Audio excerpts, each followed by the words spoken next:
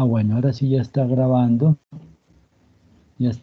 muy bien. Para poder enviarle, generar un video en YouTube para que las personas que no pudieran asistir, participar de este proceso de formación, pues se vinculen, aunque sea de esa forma asincrónica. Pues sobra decir que es demasiado importante que ustedes asistan a estos procesos de formación. Son en realidad muy pocos los facilitadores que ya han tenido experiencia en el modelo. Los demás, pues, no es la primera vez que se acercan a desarrollar una estrategia pedagógica de este tipo. El modelo tiene sus particularidades y por eso es muy importante que nosotros lo conozcamos muy bien con el fin de poder prestar el mejor servicio pues a nuestros participantes, ¿no? Aquí vamos construyendo muchos elementos desde el manejo del lenguaje, por ejemplo, no hablamos de profesores, estamos hablando de facilitadores, no hablamos de estudiantes, estamos hablando de participantes. Y todo eso es es mucho más que un ejercicio semántico y un juego de palabras, ¿no? Tiene profundas implicaciones. Entonces, si ustedes pues no pueden participar del proceso de formación, van a tener muchas dificultades, muchas inquietudes, muchos vacíos en el momento de implementar el modelo. Por eso, esta participación en estas jornadas de formación, pues no es opcional, no es obligatorio, porque ese es el compromiso que hemos asumido como universidad de brindarles a nuestros facilitadores todas las herramientas para que puedan trabajar, pero también es el compromiso de los facilitadores de participar de todos estos procesos. Como todos ustedes bien saben, se está en el proceso también de precontractual y contractual para hacer su vinculación y este pues es la participación en este proceso de formación es una de las condiciones pues para finiquitar, para dejar en firme pues ese proceso contractual. Independientemente de eso, y sabemos y somos conscientes que se pueden eventualmente presentar circunstancias ajenas a la voluntad de todos, pero pues eso no puede ser una generalidad, ¿no? Que todos los días se le pierda la conexión, que todos los días se le vaya la luz, que todos los días se acaben los datos. Por eso, les sugerimos muy respetuosamente pues que dispongan en estos tiempos en que estamos programando estos momentos de formación de las condiciones para que puedan estar conectados, ¿no? Que yo les decía ayer, si miren, si tienen una buena conexión en su casa, si necesitan ir donde un vecino, si necesitan ir a un café internet, en fin, que ustedes organicen la forma de conectarse porque este es el medio que nos imponen las circunstancias de confinamiento, entonces debemos adaptarnos a esta nueva realidad. Repito, entendemos cualquier circunstancia que en un momento se pueda presentar, se nos puede presentar inclusive a nosotros que en este momento estamos en el rol de moderar este proceso de... Hoy vamos a trabajar un tema que es muy importante y es saber cómo, cómo es el fenómeno del analfabetismo, pero más importante, vamos a conocer o a explorar o a reflexionar acerca de quiénes son los adultos y de cómo aprenden los adultos, qué características tienen esas personas con las que vamos a trabajar.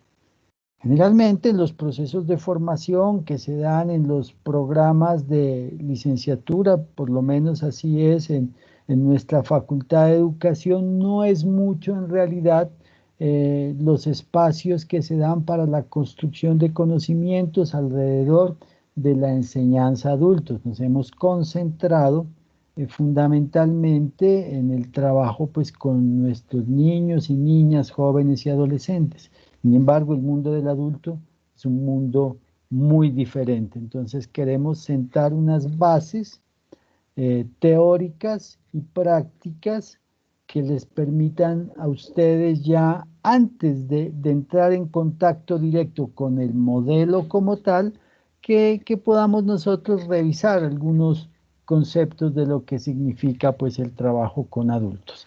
Y entonces antes de empezar esta presentación que he preparado para ustedes, quisiera saber si en la sala en este momento hay alguien que no tuvo la oportunidad de presentarse ayer para que lo haga en este momento. Y después de las presentaciones, le voy a dar también la palabra al profesor Juan Esteban brevemente para que también les dé su saludo. Y si ya llegó el profesor Carlos, también para que lo salude brevemente.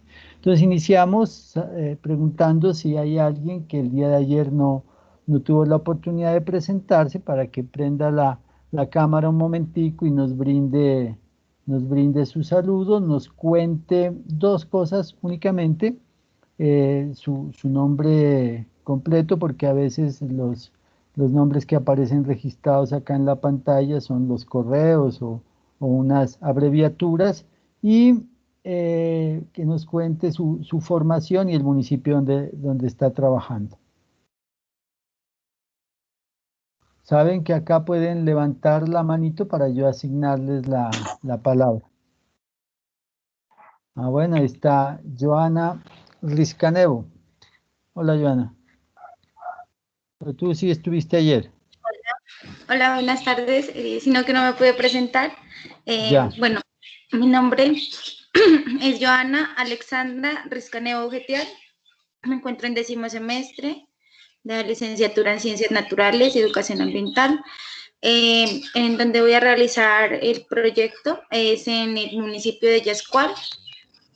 Pues es un Corregimiento poquito. de Yascual, municipio Eso, de... corregimiento, municipio de Túquerres. Es un poquito, pues, como adentro, es un poco lejos, es en la montaña, entonces, pues es una experiencia, ¿cómo se dice?, para explorar. Me sirve bastante, pues, para mi formación y, pues, espero contribuir de la mejor manera también a los participantes. Gracias. Muchas gracias, Joana. O sea que tú estás con Juan Esteban. Sí, con el gestor Juan Esteban me encuentro. Muy bien, muchas gracias, Joana.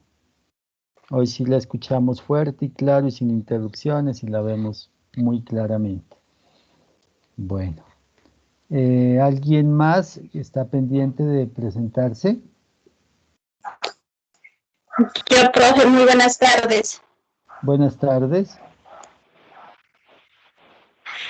¿Cómo está, profe? Mi nombre es Miriam del Carmen Hernández Buenayán, soy del municipio de Cumbal, soy licenciada en Educación. Ah, muy apropiado, va a ser de mucha utilidad y le vas a poder ayudar mucho a tu comunidad también. ¿Y dónde estudiaste? En la Universidad UNAC. En la Universidad de Distancia, muy bien, muchas gracias. Sí, ¿Tienes nombre de cantante? Miriam Hernández. sí, sí, Muy bien, profe, muy bien. he trabajado igual con mi comunidad, he trabajado con los programas de CAFAL y Transformemos de igual forma. He sido líder de acá de mi resguardo, he pasado como gobernadora en el año 2019 y he tenido bastante experiencia en el tema de trabajo comunitario. Ah, qué bueno, Miriam. Entonces, se te facilita también identificar a los miembros de tu comunidad. Son pastos, ¿no es cierto? El pueblo de los Sí, pastos, sí, que aquellos que son iletrados, que son analfabetas, pues porque habiendo sido gobernadora tienes acceso a esa información. Muy bien, muchísimas gracias. gracias, profe. Muy bien. Eh, ¿Alguien más? Aquí está levantándome la mano, espere, miro. Buenas tardes. Hola. Claudia. Tania. Sí, qué ¿Quién? pena. No me pude conectar de mi celular. No sé, no me coge el audio. Ya. Mucho gusto, buenas tardes. Qué pena, ayer se me fue la señal, es que estaba viajando. Entonces, cuéntanos cuál es tu formación y en dónde vas a trabajar. Buenas tardes con todos. Estudié licenciatura en educación preescolar en la Universidad CESMAC.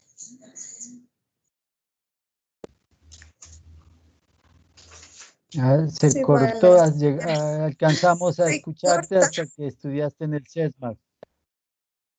Estudié licenciatura allá, he trabajado como docente de primera infancia con ICBF y también he tenido experiencia para trabajar con jóvenes y adultos por ciclos. Ah, bueno, ¿y en qué municipio estás ahora como facilitadora? En Túquerres. En Túquerres. Muy bien. ¿Túquerres o en alguna En vereda o Túquerres, corregimiento? Túquerres. No, Ah, en el bueno, casco bueno. urbano. Muy bien. Muchas gracias, Claudia. Sigue Tania Morán.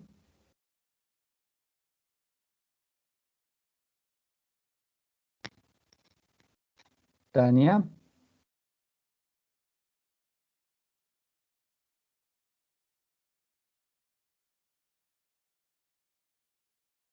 Tania. Bueno, está levantando la mano, pero ahora parece que no nos escucha. Bueno, listo, creo que son las personas que estaban pendientes de conectarse. Entonces, le doy la palabra al profesor Juan Esteban para que los salude brevemente antes de iniciar.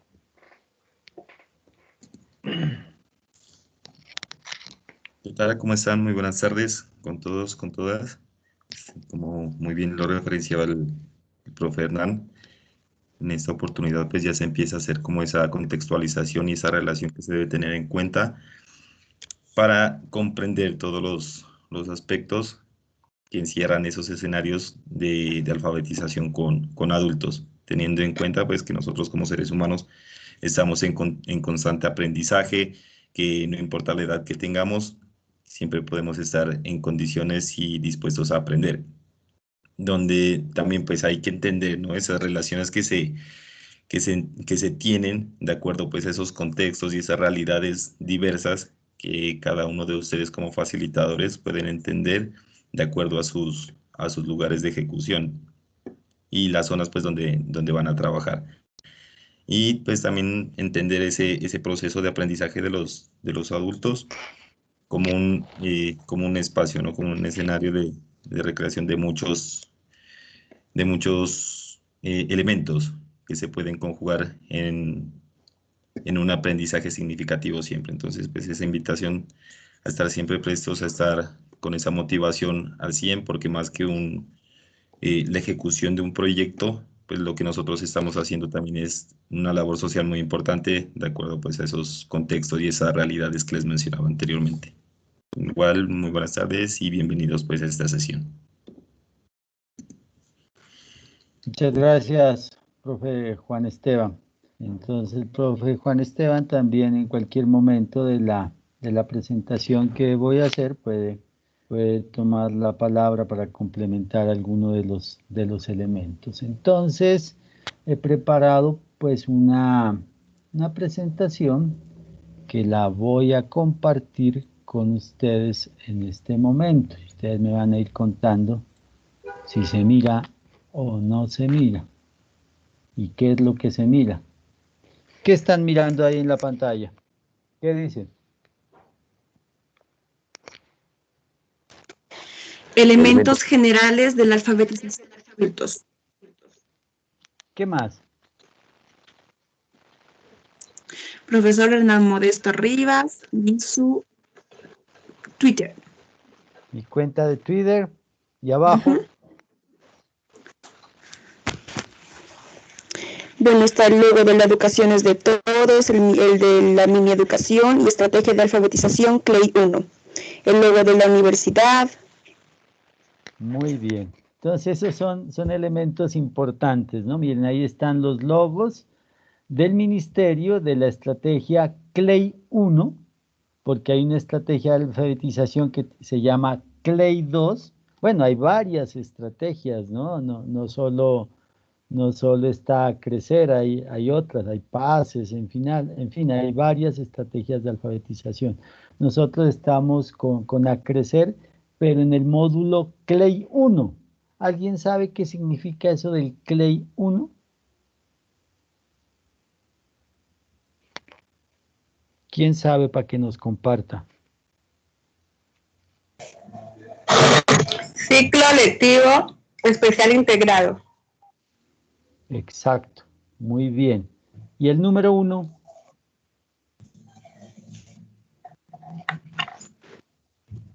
Estaba revisando para personas que... Sí. ¿Aló? Sí, Sí, compañera, luego comento.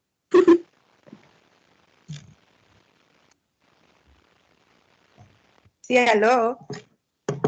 Sí, sigue, te escuchamos. El número 1 es para personas que apenas van a empezar el proceso, para aprender a leer y a escribir, que no han estado en ningún otro programa. Sí, muy bien. Muy bien, la otra compañera que nos quería decir. Sí, lo mismo, o sea, el CLEI 1 se enfoca en enfocar prácticamente el grado primero, segundo y tercero, y ya luego viene el CLEI 2, que es cuarto y quinto, CLEI 3, CLEI 4 y así sucesivamente. Muy bien, muchas gracias. Entonces, lo importante que el CLEI 1 hace referencia a los grados primero, segundo y tercero, ¿no? Esa es una claridad muy importante. Nuestro contratante general es el Ministerio de Educación Nacional porque la política de alfabetización es una política pública del gobierno nacional, una estrategia que pretende rebajar los índices de analfabetismo que existen en nuestro país, y tema que vamos a ver más adelante. Y está también pues nuestra Universidad de Nariño, orgullosamente acreditada con alta calidad, y el logo que esté unido, el de la universidad, con el logo de la acreditación, tampoco es arbitrario, y se debe a que nosotros en este momento estamos ejecutando este convenio con el Ministerio de Educación Nacional, porque el Ministerio hizo una convocatoria a las universidades del país acreditadas con alta calidad. No cualquiera podía participar, por eso en el departamento de Nariño no podían participar las otras universidades, sin decir que sean malas, ni que, no, simplemente que la única universidad que tiene acreditación de alta calidad en el suroccidente de nuestro país, en el sur específicamente, es nuestra Universidad de Nariño, ¿no? Eso nos habilitó para que podamos participar de esta convocatoria. Muy bien. Entonces vamos a hablar acerca de lo que es los fundamentos de la educación de adultos, ¿no? Cómo aprenden esas personas con las que nosotros vamos a trabajar, que son niños, niñas, jóvenes, adolescentes mayores de 15 años, y ya vienen pues jóvenes adultos, adultos jóvenes, adultos mayores, de ahí en adelante todas las personas, o sea, de 15 años en adelante. Estamos manejando el término de adultos, aunque pues eventualmente también vamos a trabajar con estos niños, jóvenes, adolescentes, pues que son de 15 años, todavía los podemos considerar nosotros niños y jóvenes, pero vamos a manejar el concepto de adultos porque queremos diferenciarlos de la educación que tradicionalmente nosotros ofrecemos en la escolarización tradicional. cuando nosotros atendemos a nuestros niños en las aulas de clase de las instituciones educativas, generalmente pues están clasificados según su edad. Entonces nosotros, si tenemos niños de tercer grado, entonces sabemos que ellos pueden estar alrededor de los 9 años. Si tenemos niños en grado 11, por ejemplo, pueden estar entre los 16, los 17 años, aunque siempre está el concepto de la extraedad, ¿no? Y es algo que se presenta recurrentemente pues, en las instituciones educativas, que un niño de 13 o 14 años pueda estar en tercero o en cuarto o en quinto de primaria.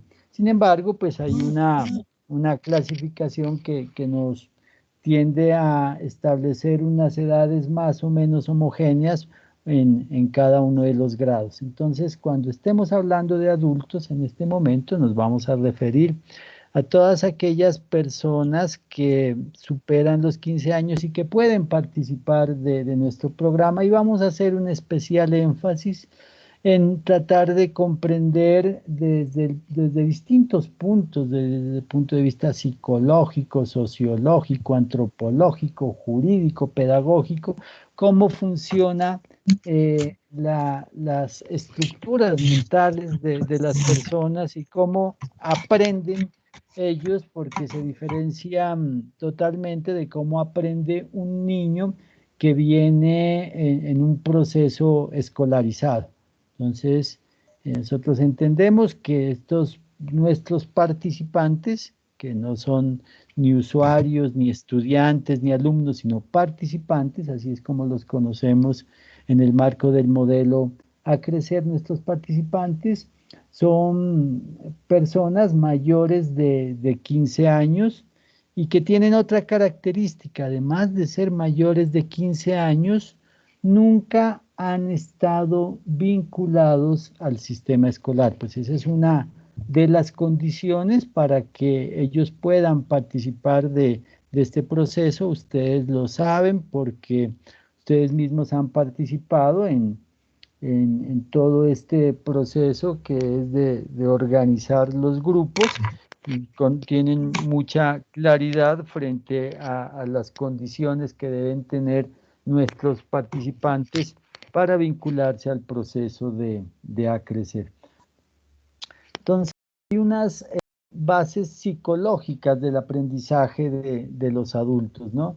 Entonces, tendríamos que definir en primer lugar, o hacer más que una definición, que ese término no me gusta mucho, vamos a hacer un acercamiento, una construcción conceptual a lo que entendemos o que ha entendido la sociedad en general como adulto. Y hacemos una referencia primero a la UNESCO. Y ustedes me van a recordar qué significa esa sigla. ¿Quién me recuerda qué es eso de la UNESCO?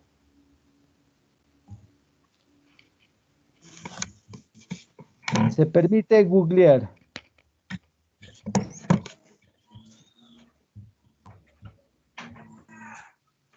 A ver, ¿qué es la UNESCO? Bueno, para avanzar en el tiempo, entonces. Profe. Buenas tardes. Buenas tardes, profe. UNESCO Sí. es la Organización de Naciones Unidas para la Educación, la Ciencia y la Cultura. Muy bien. La Oficina de las Naciones Unidas para la Educación, la Ciencia y la Cultura. O sea que tiene que ver muchísimo con nosotros y con el rol que desempeñamos en la sociedad, todos los que estamos aquí, hayamos o no hayamos tenido formación como licenciados en este momento. Estamos involucrados en un proyecto educativo y por eso tiene que ver con nosotros. Bueno, las Naciones Unidas son la organización multilateral más grande y poderosa que existe en el mundo. Primero, porque tiene presencia en todos los países del mundo, absolutamente en todos. Y segundo, porque toca prácticamente todos los temas de la vida humana. Entonces, el nombre general de toda la la organización es así, ¿no? La Organización de las Naciones Unidas. Sin embargo, la Organización de las Naciones Unidas, para abordar cada uno de los temas importantes del desarrollo del ser humano como especie, ha organizado oficinas. La UNESCO es la Oficina de las Naciones Unidas para la Educación, la Ciencia y la Cultura, pero hay otras. Por ejemplo, UNICEF. ¿UNICEF a qué se dedica UNICEF? A ver, ¿quién se acuerda?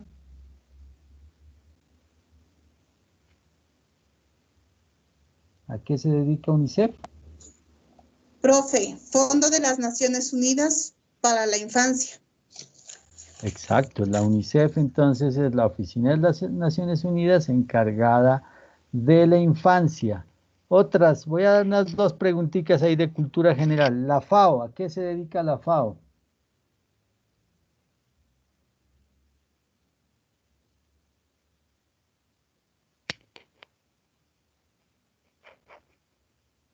Esa es cultura general. La FAO se dedica a la alimentación y la agricultura. Es la Oficina de las Naciones Unidas que se dedica a la alimentación y la agricultura. Y una que está muy de moda hoy en día, la OMS.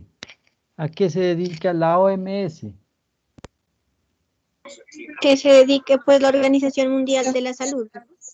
Exacto, es una oficina de las Naciones Unidas, todas son oficinas de las Naciones Unidas que se dedica a la salud, y así hay para prácticamente todos los temas, hasta el PNUMA, que es la Oficina de las Naciones Unidas para el Medio Ambiente, está la UNODC, que es la Oficina de las Naciones Unidas contra la Droga y el Delito, y en fin, para todos los aspectos importantes de la vida humana hay una organización de las Naciones Unidas. Por eso les digo, es la organización multilateral más grande, importante e influyente del mundo. Entonces, en relación con la educación, la UNESCO en el 1976, organizando encuentros internacionales, reflexionando acerca de la educación de adultos, entendieron que era importante que nosotros unificáramos nuestro lenguaje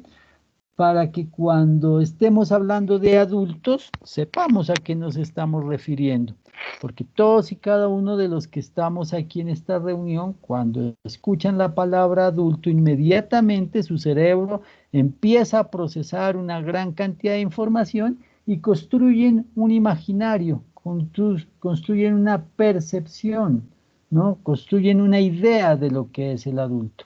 Y posiblemente si habemos 30 personas aquí reunidos, podemos tener 30 percepciones de lo que es el concepto de adulto. Entonces, esas percepciones pueden ser similares o pueden ser diferentes, incluso pueden ser contradictorias. Entonces, para que podamos comunicarnos en este ejercicio de formación, vamos a dar unos elementos conceptuales para que podamos tener unos criterios, no digo idénticos, pero al menos similares, que nos permitan establecer canales de comunicación y que cuando estemos hablando de adultos sepamos todos a qué nos estamos refiriendo y no se pueda de pronto malinterpretar una cosa. ¿Qué dice la UNESCO? En el año 1976 dice, cuando habla de adultos se refiere expresamente a personas consideradas como adultos por la sociedad a la que pertenecen, ¿no? Entonces, la UNESCO no quiso entrar en complicaciones y como dirían, es una respuesta políticamente correcta. Entonces le preguntaron a la UNESCO, bueno, díganos qué es un adulto. Entonces ellos dijeron, pues un adulto es una persona considerada como tal por la sociedad a la que pertenece. ¿Y por qué se dice eso? Porque en algunas partes un adulto puede ser una persona de 21 años, en otras partes puede ser una persona de 18 años, en otras partes una persona de 13, inclusive de 14, de 15 o 16. Y entonces ese concepto de adultos está relacionado con la sociedad, y la sociedad a la que pertenece está relacionado con la cultura.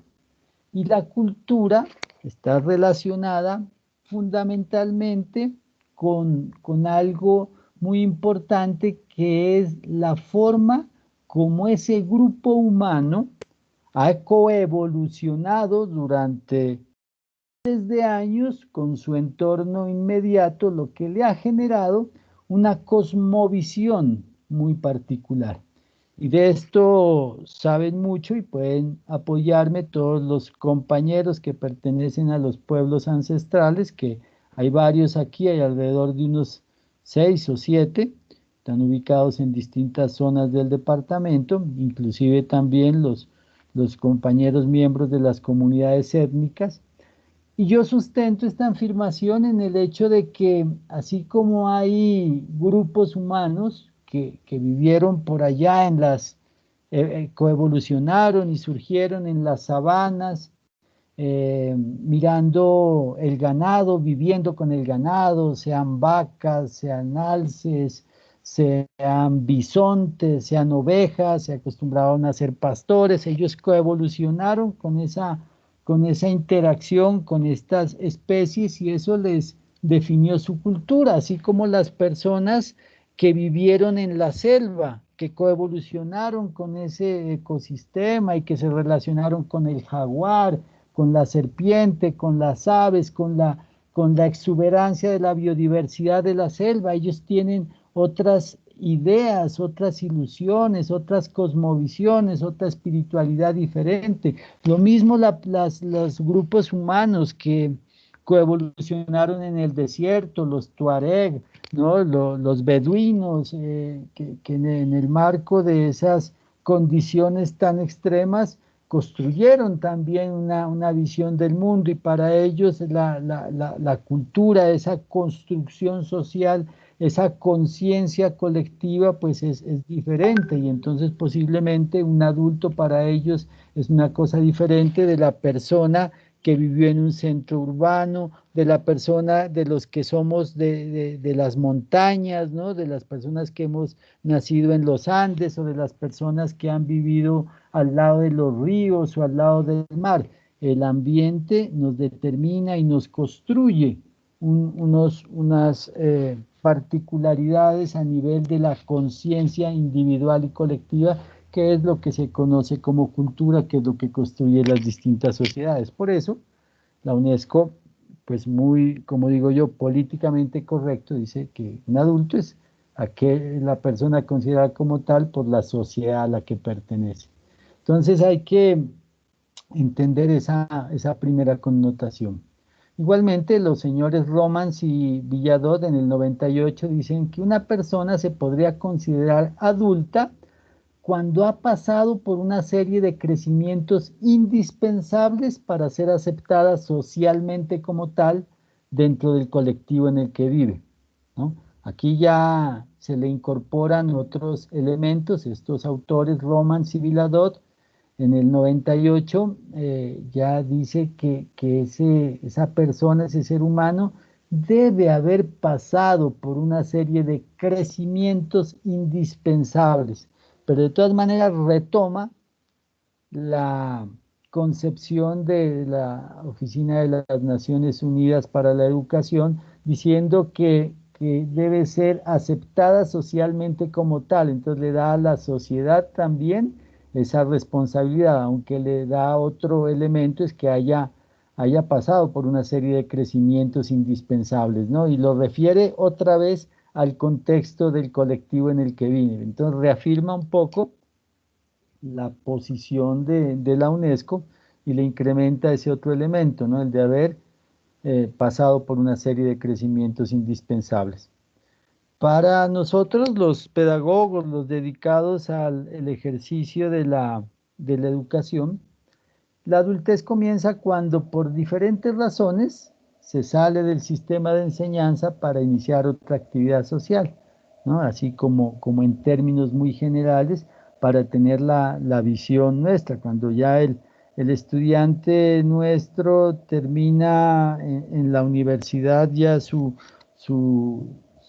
proceso de formación, y a los 24, 25, 22 años ya se gradúa y obtiene su título profesional, ya entonces este, este es un ciudadano adulto, ¿no? En otros escenarios posiblemente esa condición de adultez la puede lograr ya cuando termina el bachillerato a los 17, 18 años. Entonces, aquí lo interesante de este comentario que he incluido es que para nosotros desde la visión instruccional y del sistema escolar, mientras están con nosotros, las personas dentro del sistema escolar con toda esa complejidad que tiene, la distribución de grados y de espacios, entonces sigue siendo un menor, pero cuando ya egresa de ese espacio y se enfrenta pues a otras realidades extraescolares por fuera de la escuela, por fuera de las aulas escolares, entonces ya es considerado como un adulto. Bueno, etimológicamente es una palabra bien interesante, el análisis etimológico del adulto. Adulto viene del verbo latino adolescere, ¿no? Adolescere, que significa crecer, pero adolescere es adolescente, ¿no? El adolescente también proviene de ese mismo verbo latino, adolescere. Pero adultum es el participio pasado de ese verbo. Y al pie de la letra significaría el que ya ha crecido o ha terminado de crecer. Entonces, para que vean que tienen el adolescente y el adulto tienen la misma raíz etimológica, ¿no? Y que las características parecen a veces, o las diferencias mejor parecen a veces diluirse y no estar muy claras, ¿no? Hasta el momento, pues con todos estos elementos de reflexión podríamos decir que, bueno, ni siquiera etimológicamente, ni los conceptos de la UNESCO, ni de los autores, tenemos esa claridad meridiana y absoluta y definitiva de lo que puede ser un adulto. Bueno, aquí vamos entonces construyendo muchos elementos para que los incorporen ustedes a todo su patrimonio cultural con el fin de que puedan ustedes mismos ir construyendo ese concepto en un ejercicio que vamos a continuar posiblemente el lunes. Ustedes me ayudarán retomando estos elementos y brindando su concepto ya acerca de lo que es un adulto. Entonces, en este momento, quiero que miremos un video. El video completo dura aproximadamente 1 hora. Ahora les doy el enlace porque es un video excelente, pero vamos a ver un resumen del video que dura 5 minutos. El video se llama Un elogio a la experiencia del escritor y periodista Carl Honore. Entonces, vamos a hacer el vínculo hasta el video.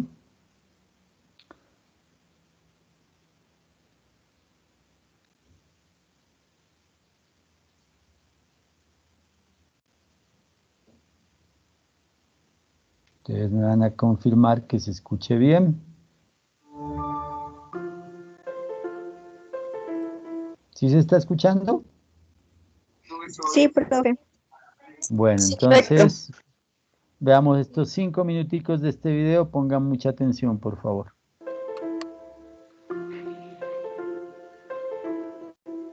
Vivimos en una sociedad, un mundo marinado en el culto a la juventud, donde joven es igual a mejor, donde envejecer se ve como una maldición, donde ser mayor puede significar ser excluido en todas partes. Y a mi juicio ha llegado el momento de dejar de aceptar estas mentiras, ¿no? Ha llegado el momento de sepultar el culto a la juventud.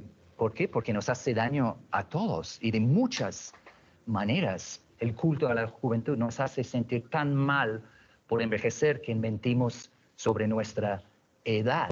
Mentimos en Tinder, en el trabajo, a nuestros seres queridos, incluso a nosotros mismos. Yo tengo una amiga que hace poco festejó su cumpleaños número 39 por 4ª vez.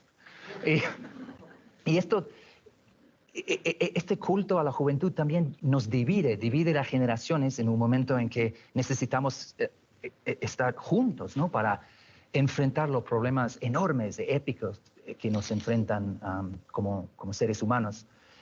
Hay toda una biblioteca de estudios que demuestran que el edadismo, tener esa idea tóxica con respecto al envejecimiento, funciona algo así como una profecía autocumplida.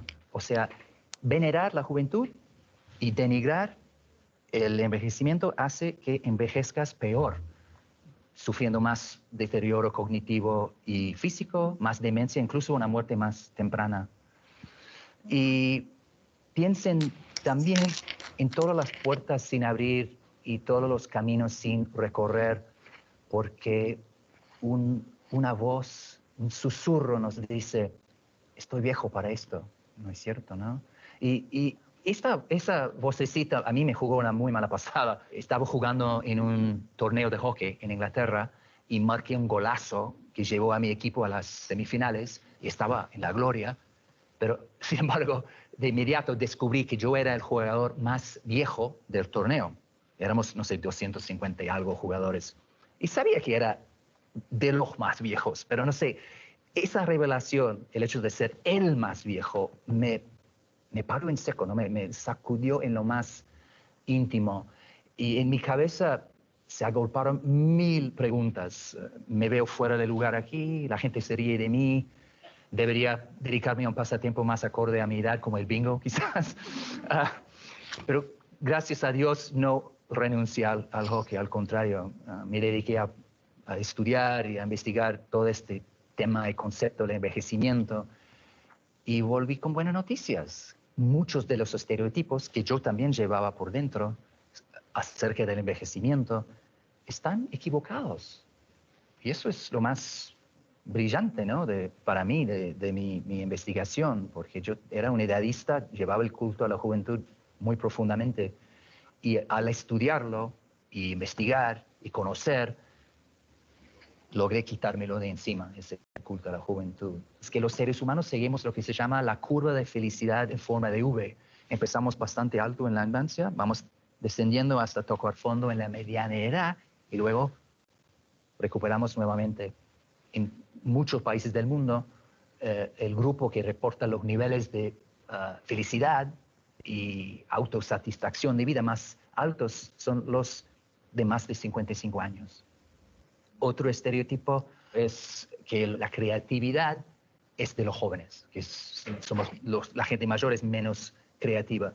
Otra vez, incorrecto. Uno puede seguir siendo creativo hasta la tumba, ¿no es cierto? Y hay ciertas formas de creatividad que dependen de dos cosas que solo el envejecimiento nos da: tiempo y experiencia.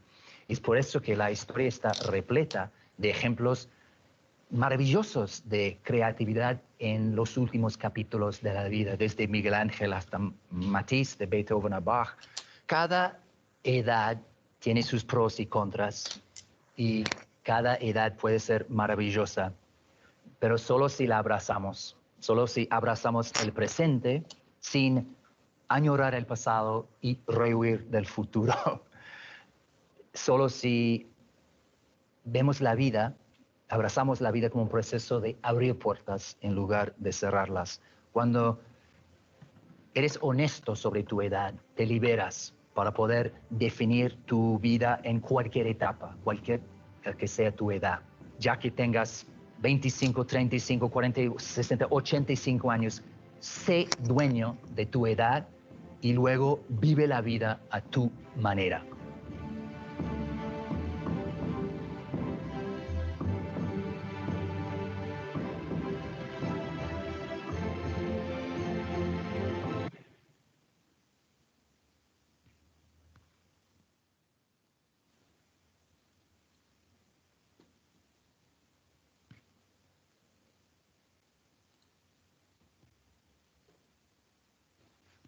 Bueno, ¿qué les pareció?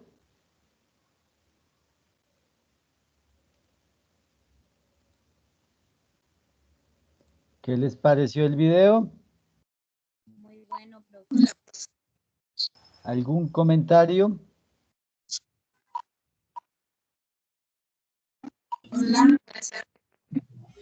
Diga, Silena, siga.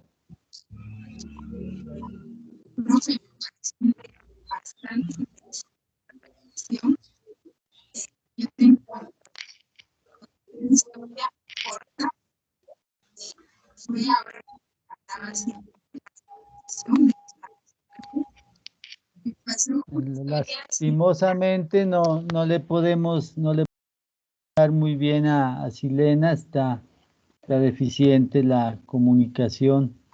Es una lástima porque quería escuchar su participación. De pronto, si más adelante ya mejora, la podemos escuchar. Quien quiera participar, por favor, utiliza la manito y yo le voy dando la palabra. Dígame, por ejemplo, Diani Juliet Ruales. Buenas tardes. Buenas tardes. Bueno, a mí me pareció muy bueno el video, muy motivador, porque cuando se estaba haciendo, por ejemplo, la inscripción de los estudiantes, sí hay personas que todavía dicen, no, yo como para estudiar a esta edad ya, ¿para qué me sirve? Dicen algunos, ¿no? Pero en cambio hay otros que sí dicen, no importa, yo quiero aprender aunque sea un poquito. Entonces ahí está como esa diferencia de algunos que sí les afecta lo de la edad y otros que a pesar de la edad sí quieren seguir aprendiendo.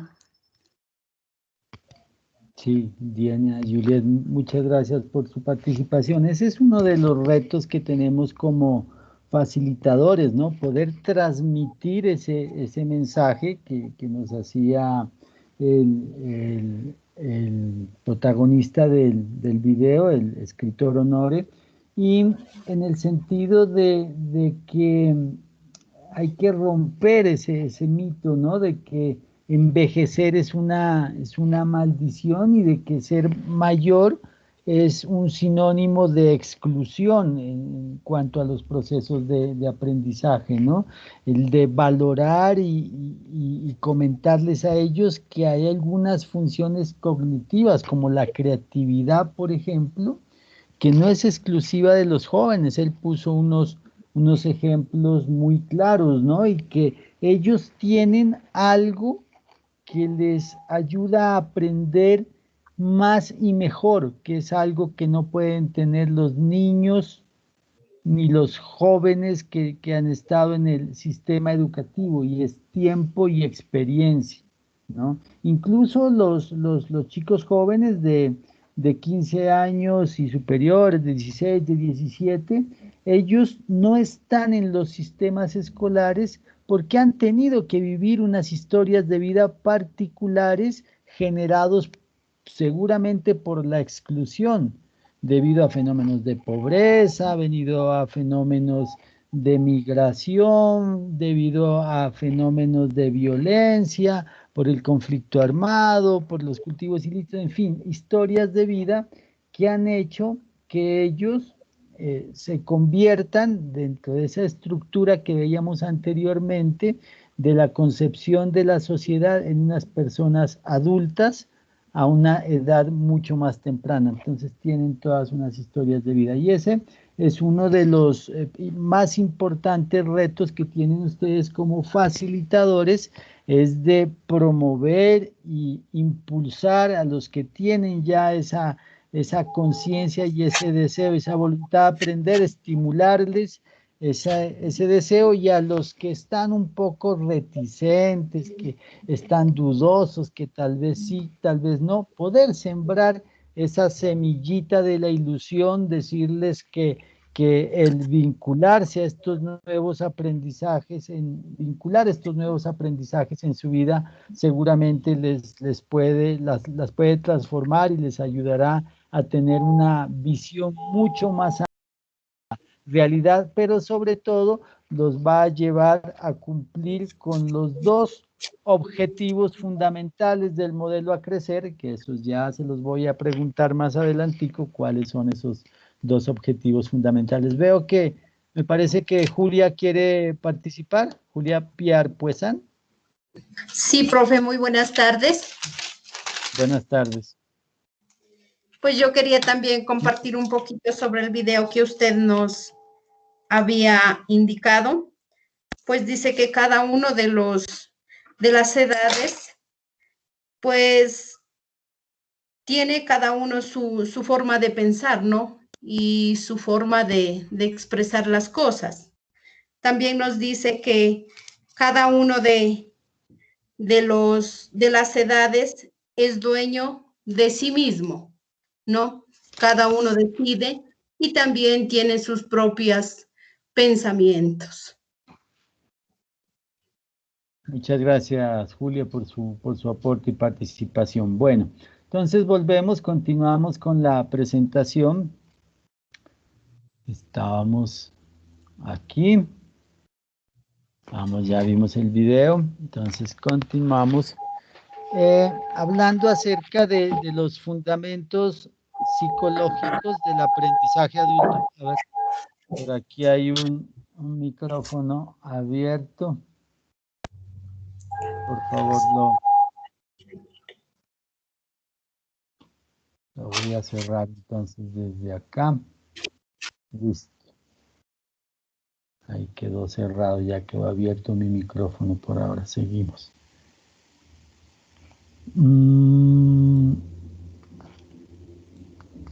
¿Está en pantalla la diapositiva de fundamentos psicológicos del aprendizaje adulto? No, sí, profe. Yo no miro. Ahí ya. Ahorita ya. ¿Ya? Ah, bueno. Entonces, listo, gracias. Cierran los micrófonos, por favor, un momentico. Entonces, los investigadores de la forma como aprenden los adultos se fueron al órgano principal en donde se procesa toda la información que nosotros los seres humanos captamos y que es el encargado, ¿no?, de procesar esa información y convertirla en aprendizajes. Y ese órgano pues es el cerebro. Nosotros captamos la información a través de los órganos de los sentidos, a través de la vista, del olfato, del tacto, del oído, del gusto, ¿no? Todos estos sentidos nos sirven para interactuar con la realidad y a través de esa interacción conseguir una información que nuestro cerebro procesa y eventualmente esa información puede convertirse en conocimiento y eventualmente también en saber. Ahora vamos a ver esas diferencias entre lo que son los datos, la información, el conocimiento y el saber. Pero primero, esta investigación determinó que el cerebro humano alcanza su peso máximo entre los 20 y los 30 años y después comienza a declinar con la edad y hay una pérdida progresiva de neuronas. Entonces, desde el punto de vista fisiológico, todas aquellas variables que eventualmente puedan ser medidas, puedan ser comparadas, contabilizadas, comienzan a descender significativamente alrededor de los 40 años. Entonces es un tema fisiológico, ¿no?, que no debe confundirse con la capacidad de aprendizaje, pero es una realidad de todas maneras que no conviene ni no debemos negarla. Sin embargo, los psicólogos han coincidido en que la edad en sí misma, la edad como única variable, sin tener en cuenta otras como los entornos sociales, las costumbres, el deseo mismo del individuo, sino la edad en sí misma, como única variable aislada, no influye significativamente sobre la capacidad de aprendizaje en los adultos. Una realidad que a partir de los 40, nuestro cerebro eventualmente empieza a haber una pérdida progresiva de neuronas, pero es que no es solo de neuronas, ¿no? Empezamos a perder calcio en los huesos, empezamos a perder seguramente agilidad, hay mayores acumulaciones de grasa, en fin, pues hay un proceso que es el normal desarrollo del cuerpo, ¿no? Los seres vivos nacemos, crecemos, nos reproducimos y morimos, tenemos un proceso de evolución. Desde el primer día que nacimos podemos contar como un día menos de vida, eso es cuestión de perspectivas. Pero aquí lo importante es, a pesar de que esa es una realidad, ¿no? Eventualmente en toda la capacidad funcional de nuestro cuerpo, y obviamente el cerebro está incluido ahí, que podemos perder unas habilidades funcionales, lo que sí no se disminuye en sí mismo relacionado únicamente con la edad, pues lo que pasa es que si usted relaciona la edad con otros factores asociados, pues estas ya pueden ser otras circunstancias, pero la edad en sí misma no influye sobre la capacidad de aprendizaje de los adultos. Entonces, esa es una afirmación contundente, diría yo, ¿no? Entonces hago, mire, la edad en sí misma no influye significativamente sobre la capacidad de aprendizaje de los adultos, y eso es algo que quiero que lo tengan ustedes muy claro y que en la medida de lo posible puedan transmitirlo a los participantes, ¿no? Porque ya bien lo decía una compañera, muchos, es muy común que ellos se expresen así, que yo a esta edad, para que ya me meto a estudiar, que tal vez no, que yo no puedo. Hay unos adagios populares que no nos ayudan mucho en este aspecto, ¿no? Hay aquel que dice que loro viejo no aprende a hablar, pero eso es mentira, porque no aprende a hablar ni el nuevo ni el viejo, ni el joven ni el viejo, porque los loros no hablan, repiten simplemente unas sílabas en un ejercicio de memoria temporal. Entonces hay que reforzar en nuestros participantes la idea de que a cualquier edad se está en la capacidad de aprender. Entonces, las capacidades psicológicas no solo no disminuyen, pónganle cuidado, no disminuyen, sino que pueden aumentar con la edad, ¿no? Hay dos tipos de inteligencias, ¿no? Alguna inteligencia que se llama la fluida, que se empieza a desarrollar desde tempranas edades y que termina por ahí alrededor de los 15, los 17 años, en donde se están consolidando las estructuras del sistema nervioso y que se empiezan a establecer esas conexiones entre las neuronas.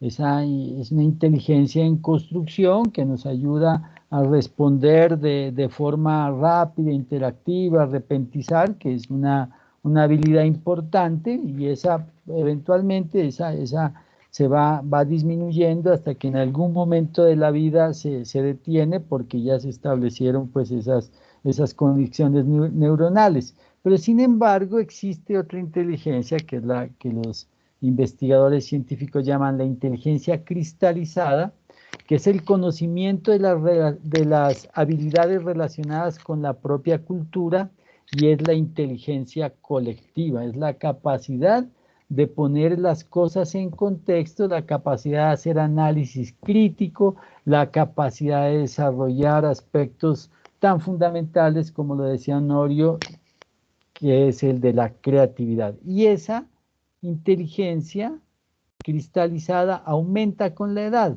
porque está muy relacionada con la experiencia, y entonces entre más experiencia nosotros acumulemos, entonces podemos explotar mucho mejor y desarrollar esas habilidades. Entonces, la otra afirmación contundente es que la inteligencia cristalizada, que es ese conocimiento de las habilidades relacionadas con la propia cultura y con esa inteligencia colectiva, aumenta con la edad. Y eso es importante porque se relaciona estrechamente con los dos objetivos fundamentales del proyecto del modelo a crecer. Ley 1, los objetivos fundamentales. Si quiere, el profe Juan Esteban nos ayuda y nos recuerda cuáles son los dos objetivos fundamentales del modelo a crecer, que es lo que nosotros esperamos que logren nuestros participantes. Sí, profe, objetivos pues, del modelo, formar, ¿no?, los ciudadanos participativos, dentro de su misma comunidad, que puedan aportar desde su rol, y también la productividad, que sean seres humanos productivos frente a todas esas realidades en los contextos que ellos viven. Entonces, esos objetivos tienen que estar muy claros, porque partiendo de ellos es como esa base fundamental, esa estructura que se cimenta todo este modelo para la ejecución del bien. Muchas gracias, profe Juan Esteban. Exactamente, necesitamos que sean personas o ciudadanos participativos y ciudadanos productivos, ¿no? Y a eso se refiere precisamente la inteligencia cristalizada. Entonces, nuestro modelo a crecer se sustenta en esas capacidades de los adultos, en esas habilidades relacionadas con la cultura y la inteligencia colectiva. Y a eso se refiere cuando el modelo a crecer dice que sean ciudadanos participativos y que también sean personas productivas que se integren de una forma proactiva a la sociedad. Entonces nos hacemos una nueva pregunta para continuar con la reflexión. Yo les planteo este escenario y esta pregunta exploratoria. ¿Es verdad que el nivel de inteligencia de las personas se deteriora con el paso de la edad, dificultando progresivamente el aprender? Con palabras diferentes, eso les pueden preguntar a ustedes sus participantes, y no solo preguntarlo, sino que ellos mismos podrían plantearlo, no como pregunta, sino como afirmación, ¿no? Y entonces, lo importante es que nosotros tengamos los argumentos teóricos para poder dar claridad y desmentir. Entonces, ¿qué es lo que afirmamos nosotros frente a esta red? Que es claro que el concepto de inteligencia no es unitario, ¿no? El concepto de inteligencia ha venido evolucionando a raíz de muchas teorías, especialmente del aporte que ha hecho Gardner en el desarrollo de las inteligencias múltiples. Entonces, hoy en día aceptamos que existen diferentes inteligencias y entonces no podríamos decir que el nivel de inteligencia de las personas se deteriora, porque primero, entonces, tenemos que entrar a ver, bueno, ¿y qué entiende usted por inteligencia para decir que eso se deteriora?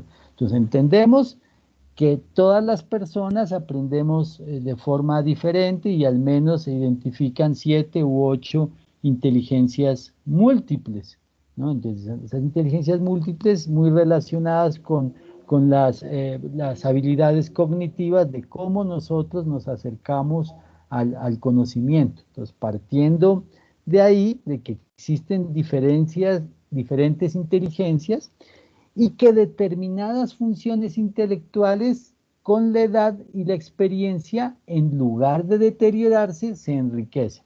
Estamos fortaleciendo ese concepto anterior.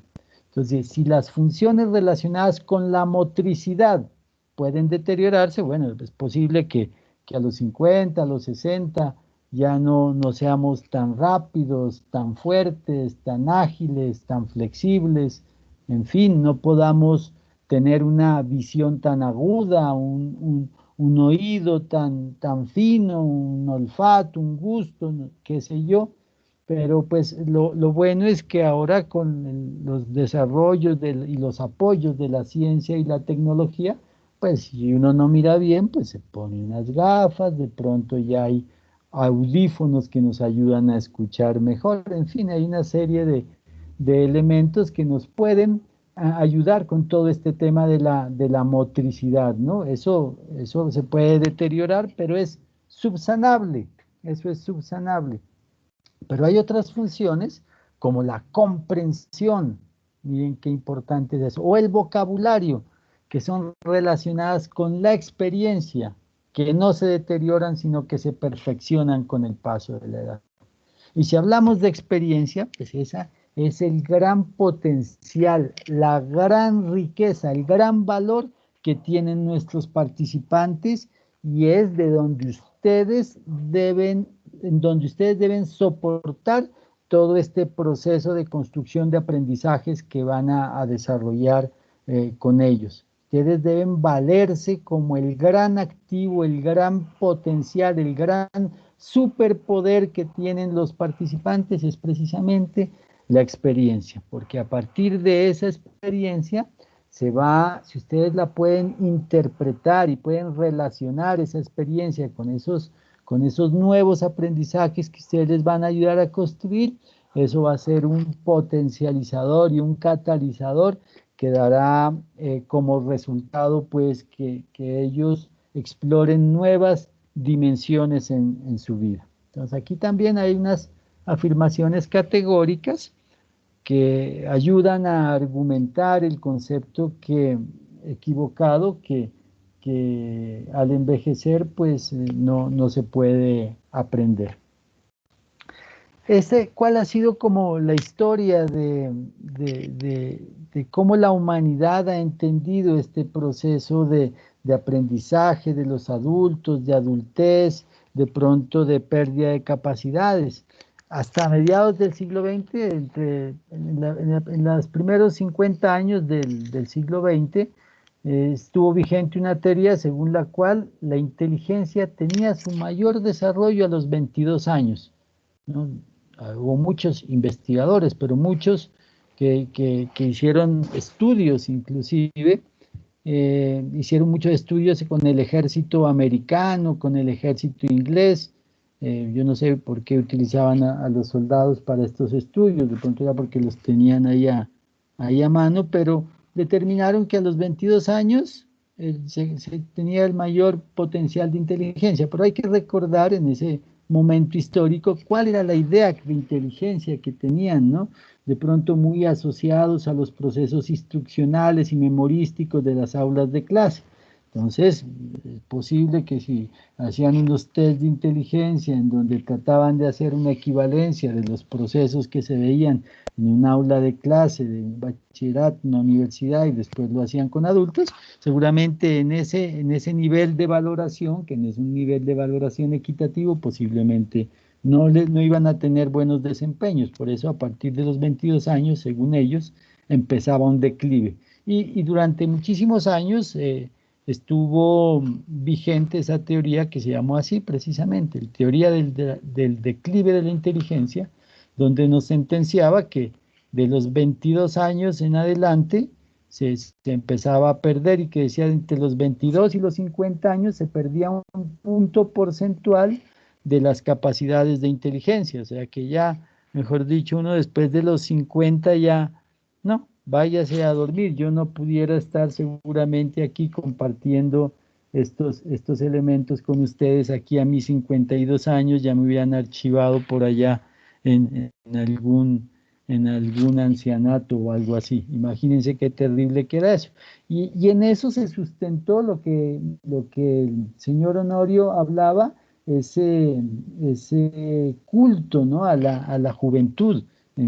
Primero en falsas teorías, bueno, falsas no, pues ellos no la hicieron pensando que iban a falsear los resultados, sino que los experimentos que diseñaron en ese momento de corte longitudinal, pues no analizaban todas las variables implicadas en el proceso de inteligencia, y con la información que ellos tenían y los desarrollos psicológicos o sociológicos definieron eso. Sin embargo, muchos investigadores, entre ellos Cattell, ya en los años 70, se determinó que existía una inteligencia, la que mencionamos anteriormente, la inteligencia cristalizada, que está más ligada a la cultura, y aquí reitero nuevamente en esta palabra mágica, ¿no?, la experiencia.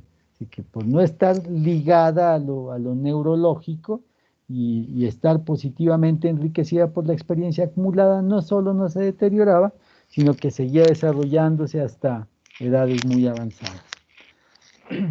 Pero nuestro muy famoso y bien ponderado y estudiado en nuestras facultades de educación, nuestro querido amigo Jean Piaget, pues tampoco nos ha ayudado mucho, ¿no?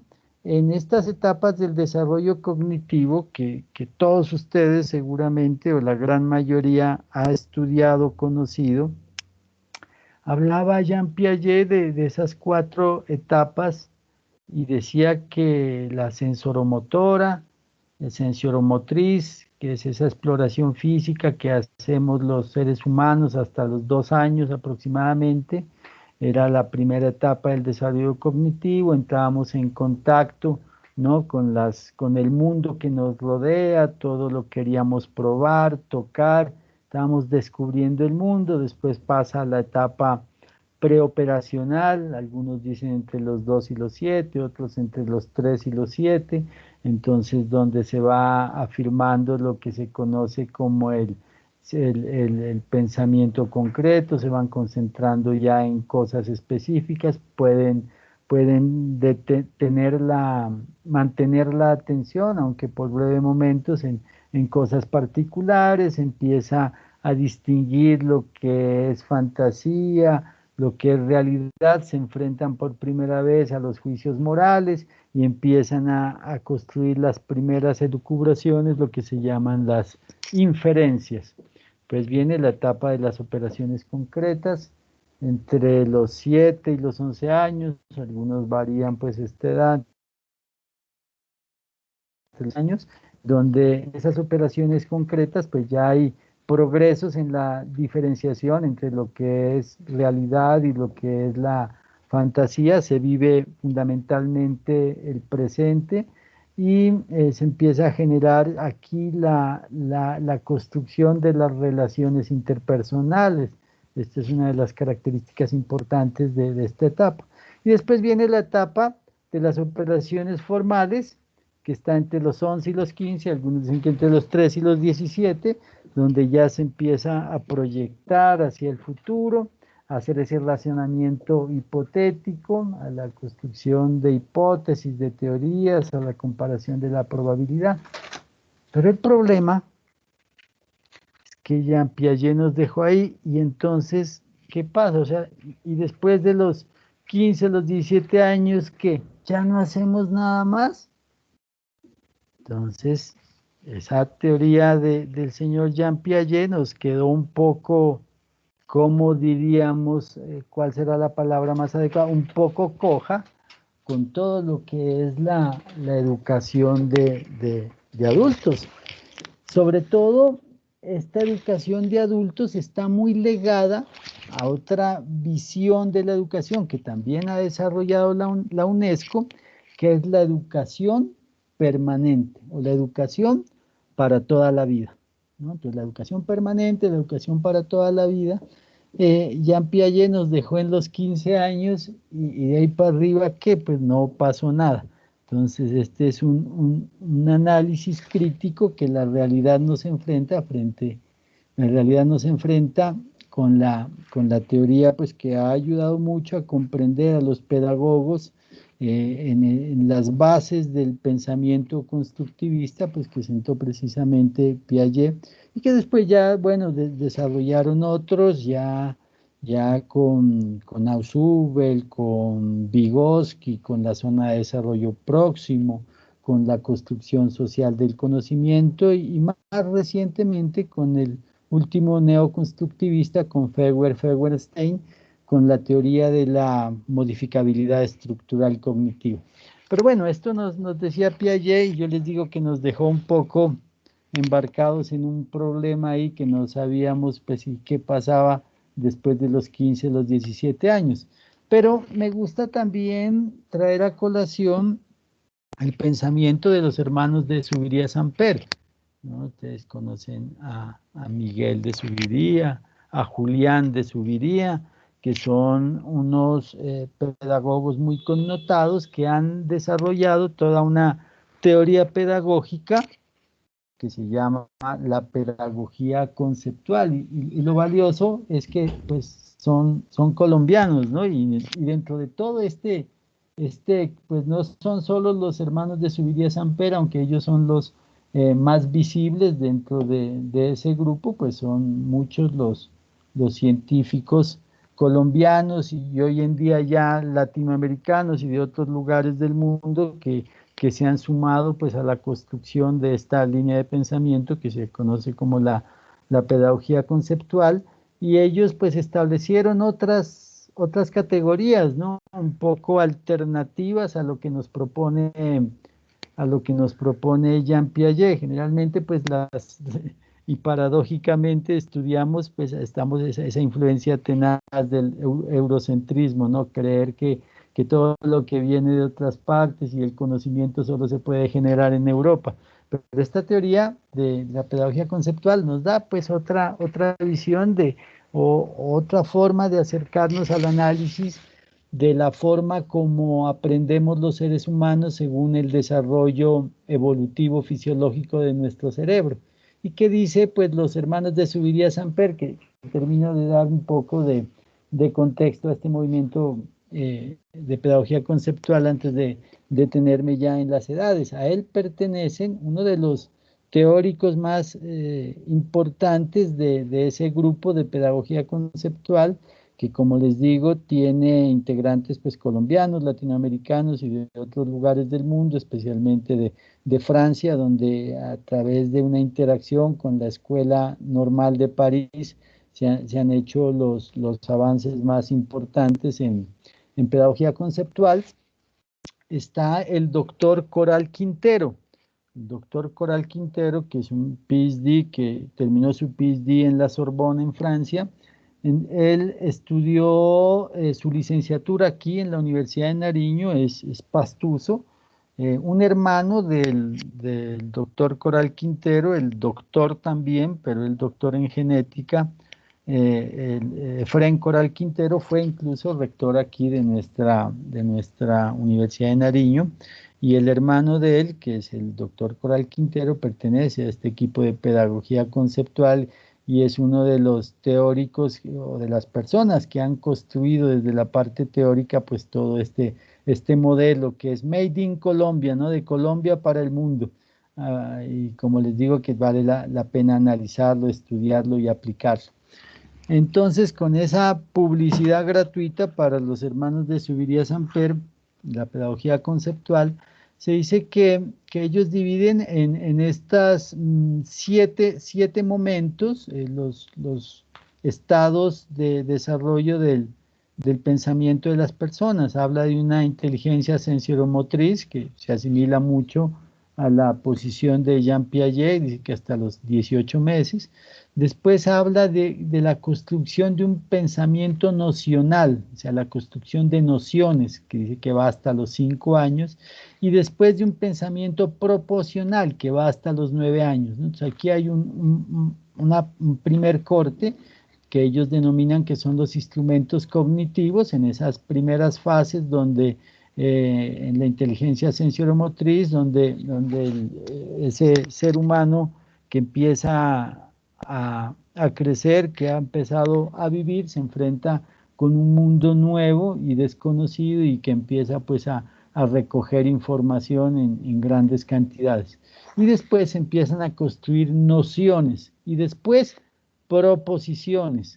Y después se empiezan a organizar conceptos. Entonces el pensamiento conceptual entre los 10 y los 11 años, y pues esos conceptos que están aislados los empieza a organizar y puede entonces hablar de lo que ellos llaman el pensamiento formal, que va hasta los 15 años, y después va el pensamiento precategorial, que es cuando el estudiante el estudiante, la persona, ya que ha transcurrido todo ese tiempo, está en la posibilidad de hacer precategorías, de elaborar tesis y hipótesis, ¿no? Y eso va como hasta los 20 años. Y después ya viene un pensamiento categorial, es cuando esas hipótesis y teorías que pueden ser sujetas a comprobación, ya las puede aplicar en circunstancias de su vida diaria. Entonces eso ya está en la edad adulta y ellos llaman a eso los estadios metacognitivos. Entonces creo que de pronto si queremos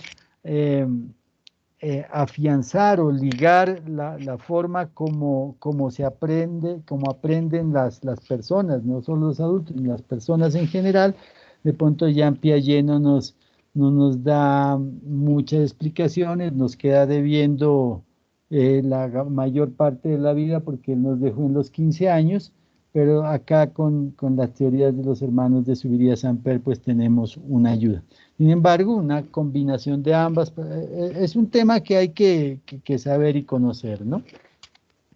Entonces nos preguntaríamos, otra pregunta retadora es, entonces, ¿cómo piensan y aprenden los adultos?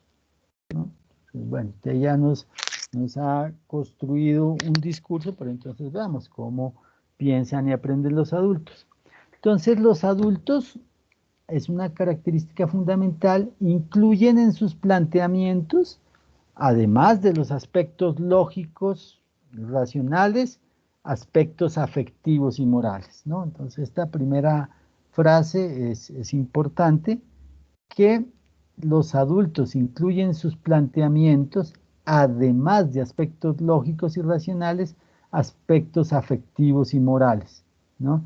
Esto un seguidor de Piaget, un neopiagetiano que se llama Kohlberg, introduce pues en la teoría del constructivismo, fue un compañero Kohlberg inclusive de Vygotsky, ya incorporaron, se dieron cuenta pues que quedaba como faltando algo en la teoría que había desarrollado su mentor y entonces involucraron ya otros elementos.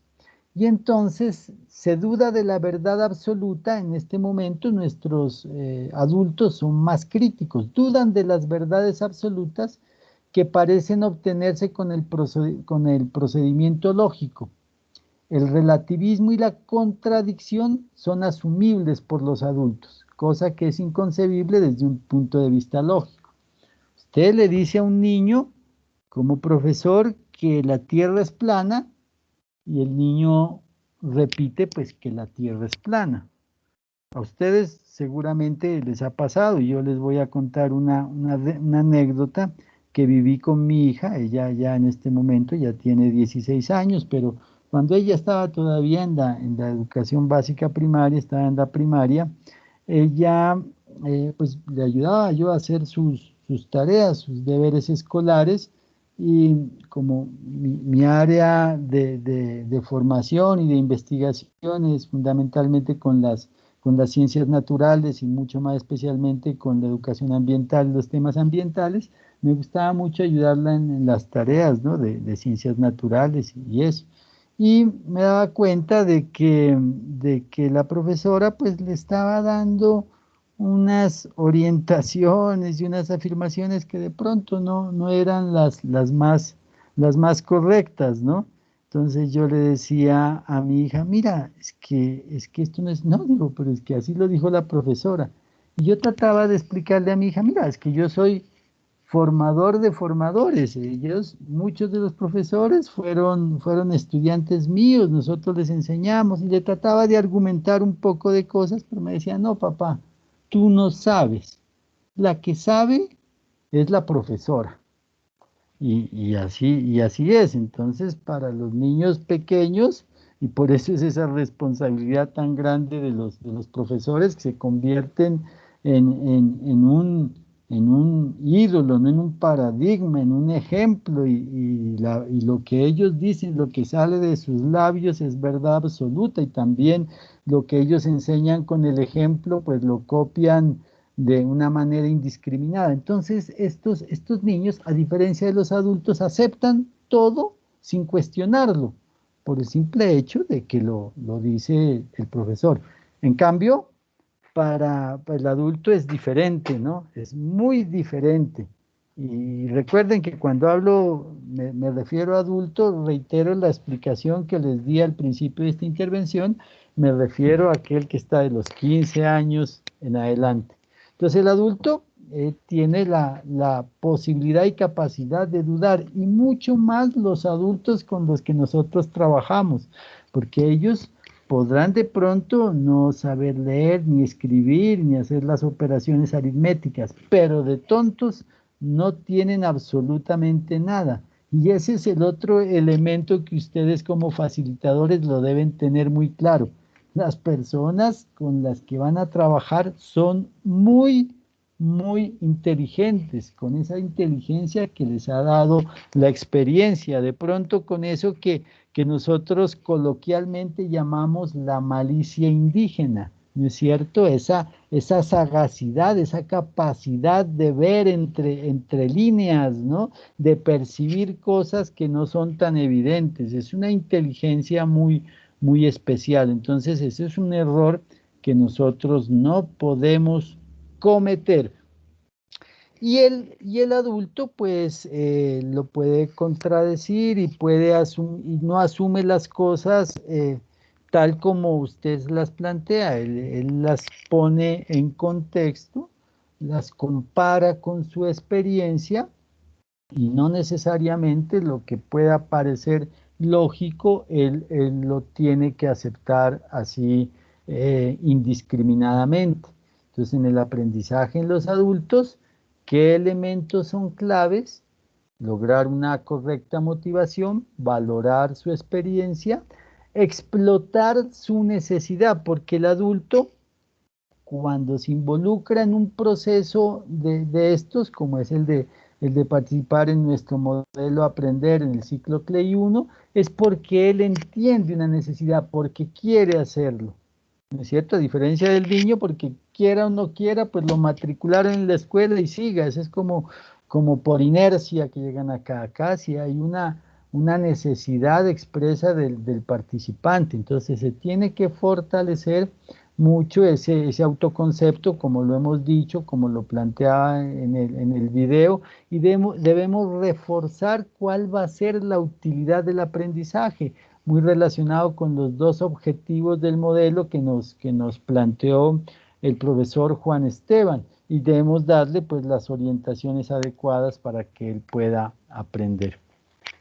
Entonces, el modelo de pensamiento de las operaciones formales no es el dominante entre los adultos, ¿no? Se habla de que el pensamiento formal, ustedes recuerdan acá la última etapa que nos presentaba Piaget, el pensamiento formal pues surge en la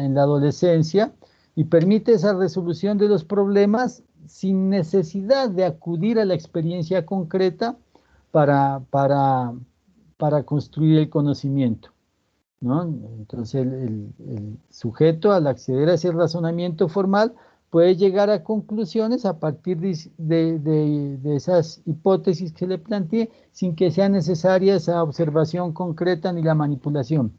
Pero lo que se pueda pensar formalmente no quiere decir que sea menos riguroso cuando se hace desde la realidad concreta. Al contrario, nosotros al contrastar ese pensamiento formal, al contrastarlo con la realidad, estamos logrando una de las grandes aspiraciones de la educación en general. La educación en general tiene dos características fundamentales. Una es la significancia y otra es la pertinencia. La significancia, pues en el sentido ausbeliano, de decir que esas construcciones que yo estoy haciendo tienen significado para mí, que son importantes para mí en la medida que los puedo relacionar con situaciones de mi vida. Entonces entiendo que eso que yo estoy, ese conocimiento que estoy construyendo, pues es importante para mí porque yo eventualmente le puedo dar una utilidad. Y muy relacionada con la pertinencia, en la medida en que esos conocimientos que yo estoy construyendo me van a permitir, al utilizarlos, transformar mi realidad, transformar la realidad de mi familia, transformar la realidad de la comunidad. Entonces, esos dos elementos de la significancia y la pertinencia se consolidan acá en las operaciones formales de los adultos, ¿no? Entonces, eso que Jean Piaget lo termina a los 15 años y que está muy ligado pues a una lógica, al pensamiento lógico, ¿no? En donde usted para conocer interactúa con el objeto del conocimiento a través de estructuras mentales lineales y predeterminadas que posiblemente incluso no necesitan ser contrastadas con la realidad. Para los adultos, eso se enriquece en la medida que todos los conocimientos que ellos construyen están mediados por el gran superpoder que ellos tienen, que es el superpoder de la experiencia. Entonces, según diría Feuerstein en la modificabilidad estructural cognitiva, todo va transformando, ese nuevo conocimiento lo va transformando en la medida en que él pueda compararlo con la realidad que vive.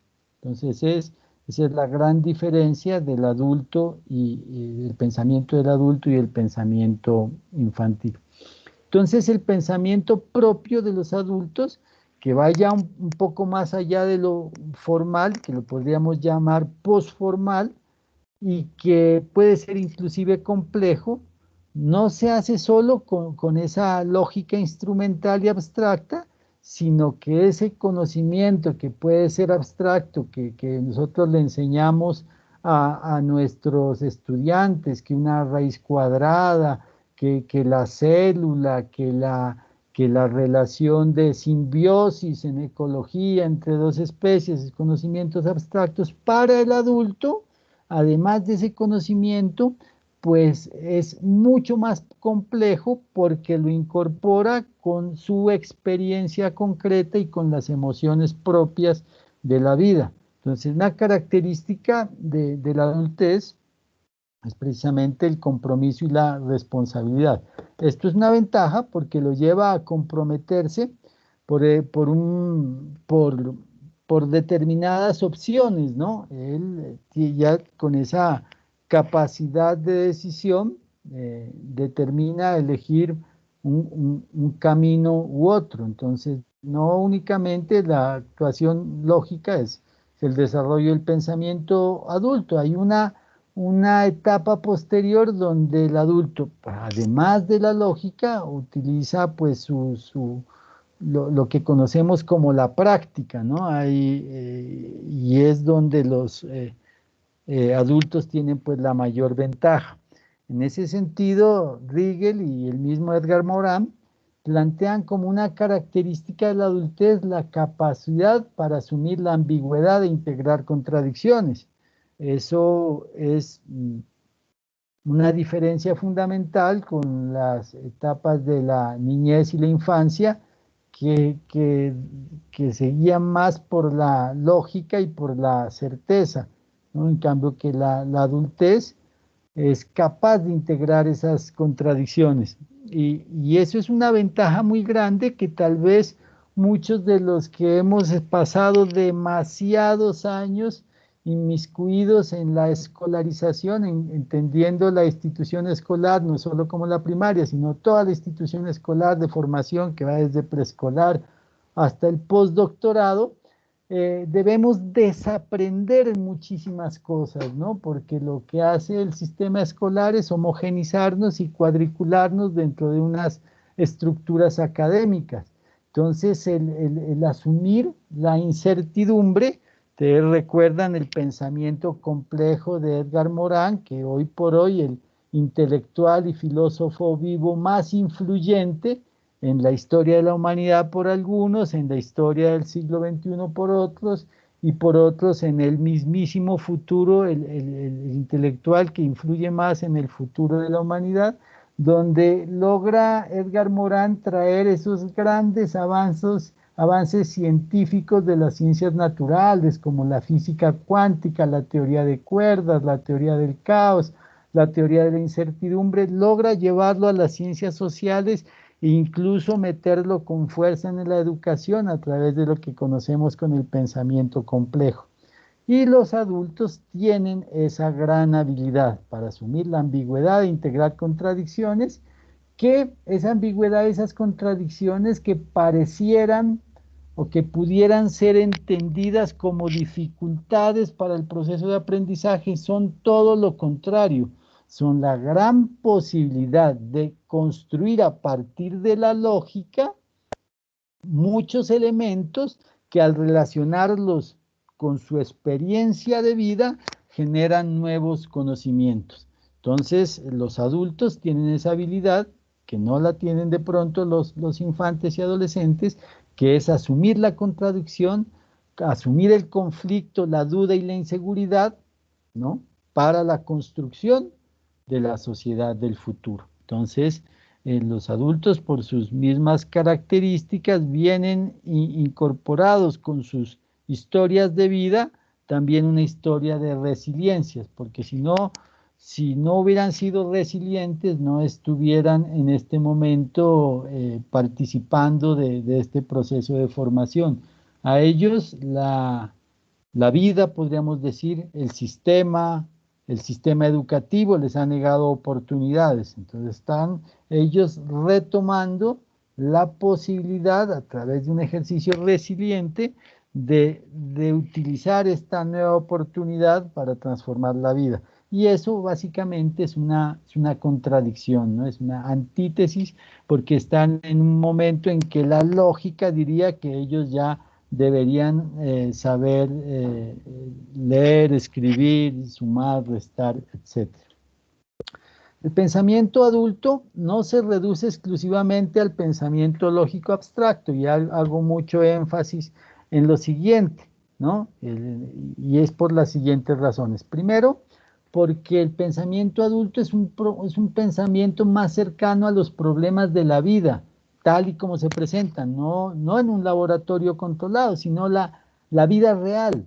Por eso es un pensamiento abierto y complejo, ¿no? El pensamiento del adulto se sale del esquema y de la estructura un poco cuadriculada que tenemos y lo lleva a situaciones prácticas y la vida real. Eso debemos tenerlo muy presente en nuestro ejercicio con los participantes. Y la aparente indiferencia del pensamiento formal a procesos y fenómenos psicológicos como los sentimientos, las creencias, los valores, la imaginación y el deseo, se aleja de los ámbitos de la realidad más utilizados por los adultos para construir no solo los conceptos sociales, morales y políticos, sino para participar activamente en la construcción social de la realidad. Y aquí volvemos a articular esta característica del pensamiento de los adultos con los objetivos del modelo a crecer, ¿no? El ser ciudadanos participativos y ciudadanos productivos.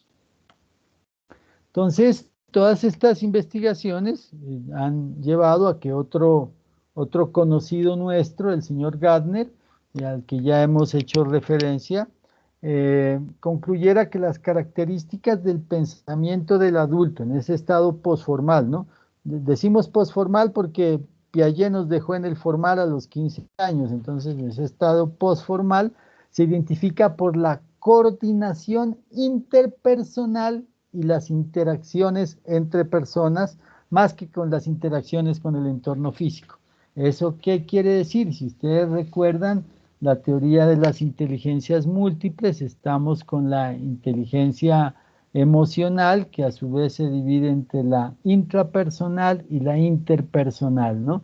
Entonces, nos dice Gardner que los adultos tienen, por ese desarrollo evolutivo, pues esta característica, ¿no? Usted no le puede pedir a un niño de 7 años o de 5, de 6 años que tenga una inteligencia emocional interpersonal, no, porque él está en un momento del desarrollo de su cerebro, en esa fase egocéntrica, donde él siente que es el centro del mundo, entonces no establece esas relaciones interpersonales. A partir de los 7 años es que empieza ya él a construir otras relaciones, y esto ya en los adultos está mucho más consolidado y es una gran ventaja que ustedes tienen que explorar. El adulto es más dado a conversar con el vecino, a ofrecerle su ayuda, es por antonomasia más noble, más colaborativo, y esas son las circunstancias que ustedes tienen que aprovechar como facilitadores en el desarrollo de las actividades ya propias del modelo. Entre las características propias de esta etapa del pensamiento del adulto hay que destacar estas 4. Primero, que la complejidad referida a la presencia de múltiples dimensiones, de todas las dimensiones que nosotros tenemos en el ser humano, se expresan en los adultos de una forma diferencial. Y el aprendizaje para ellos no es solamente esos elementos cognitivos, esa acumulación de información, sino que el aprendizaje, esto en realidad pues aplicaría para todos los seres humanos, pero muy especialmente con ellos, están transversalizados por toda la parte emocional y afectiva. Hay que recordar que todos y cada una de las personas que participan en el modelo a crecer tiene historias de vida de exclusión, ¿no? Porque si no fuera así no estuvieran en el modelo. Algún problema tuvieron que tener de algún tipo y entonces, además de los elementos y procesos cognitivos, es trascendental fortalecer el desarrollo emocional y afectivo. Y que con los adultos siempre van a existir múltiples puntos de vista, ¿no? Generados precisamente por los desarrollos de sus particulares historias de vida. Y el proceso de pensamiento de los adultos siempre está en el contexto cultural, y ese contexto cultural pues cambia, ¿no? Como nosotros lo traté de explicar con un ejemplo anteriormente, derivado de las distintas cosmovisiones de la forma como han evolucionado las sociedades, las culturas y los pueblos. Y el pensamiento del adulto es un sistema abierto que admite distintas formas de plantear un mismo problema y que si puede plantear distintas formas un problema, pues también puede plantear distintas soluciones.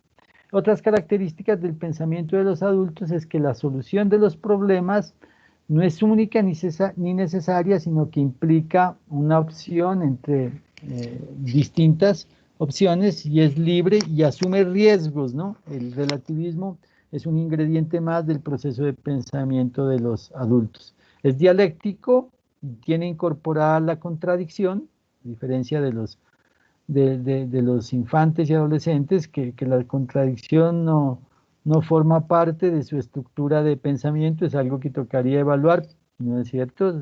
Pero es así. El pensamiento se caracteriza no solamente por la multidimensionalidad, sino también por la multidireccionalidad. Bueno, tenemos más cosas, pero por ahora vamos a dejar hasta aquí, porque antes de cerrar quiero yo escuchar algunos comentarios de ustedes, algunas inquietudes, algunas preguntas que puedan tener. Ya el lunes posiblemente continuaremos con el resto de esta presentación antes de involucrarnos directamente en lo que es el modelo. Aprovecho para recordarles que está ya en el chat el formulario para que se registren su asistencia, ¿no? Entonces es importante que lo diligencien, por favor. Entonces, para quien quiera participar, por favor, levanta la mano y yo le doy el uso de la palabra para hacer una pregunta, hacer algún comentario, alguna observación.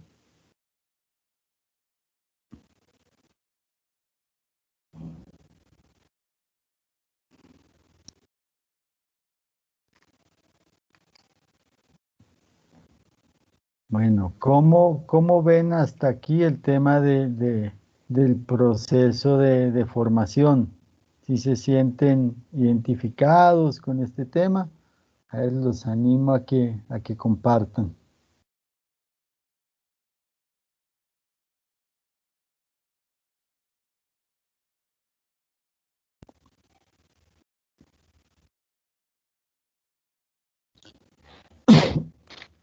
Pues en mi caso, ¿sí me escucha, profe? ¿Quién está hablando, Joana? Sí, Joana.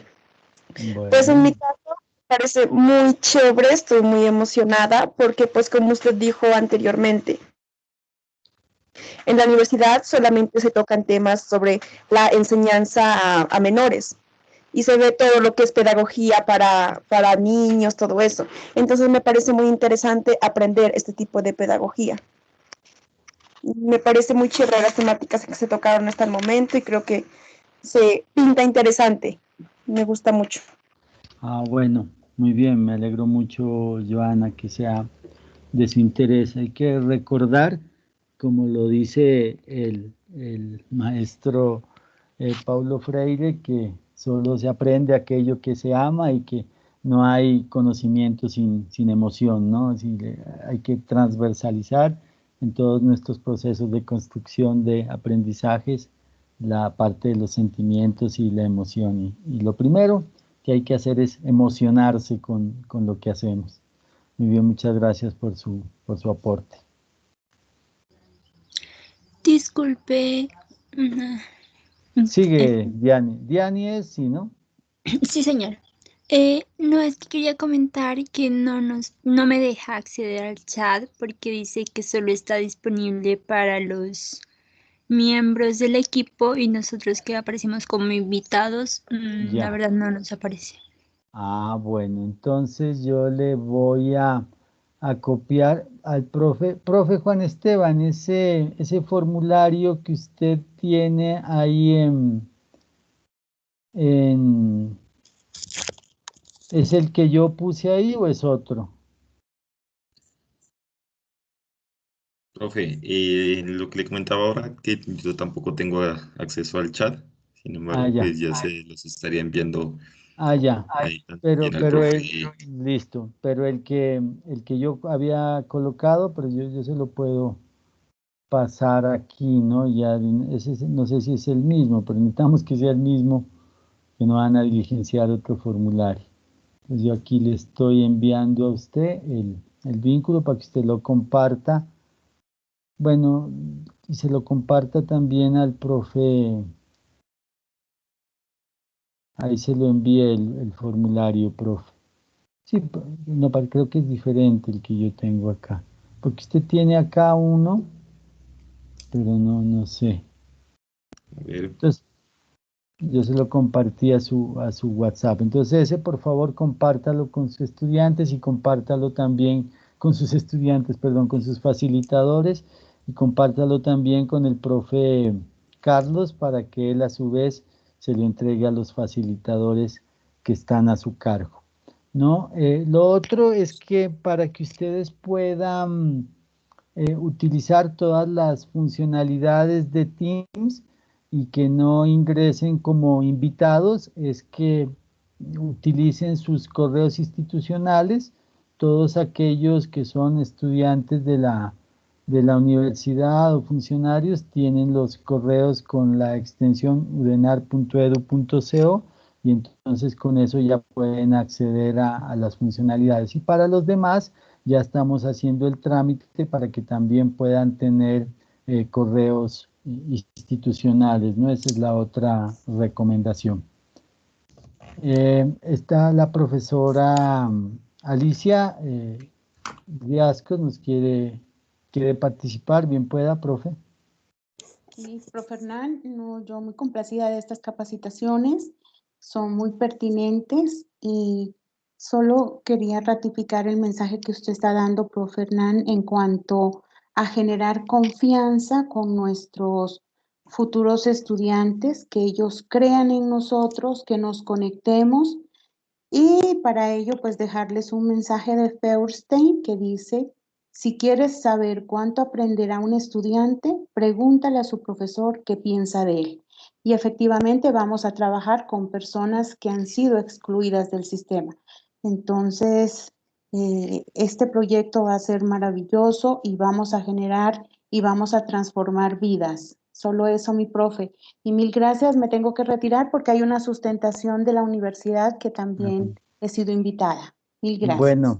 Bueno, gracias a usted, profe. Gracias por su comentario y por esa bonita reflexión final. Entonces, no olviden llenar los formularios que ya les está enviando el profe Juan Esteban y el profe Carlos.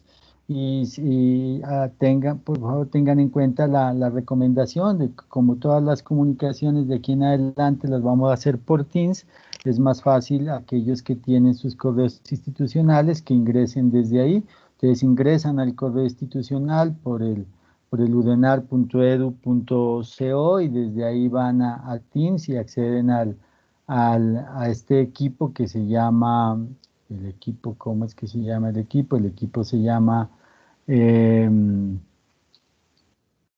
1 a crecer, así es el nombre del equipo, y entonces entran con todas las funcionalidades porque ahí vamos a cargar documentos, las presentaciones, desde ahí pues las pueden descargar, y a los demás ya estamos en el trámite de conseguirles también sus correos institucionales. Bueno, por aquí veo que quiere participar Amilvia Gardey Cadena Narváez. Bien pueda.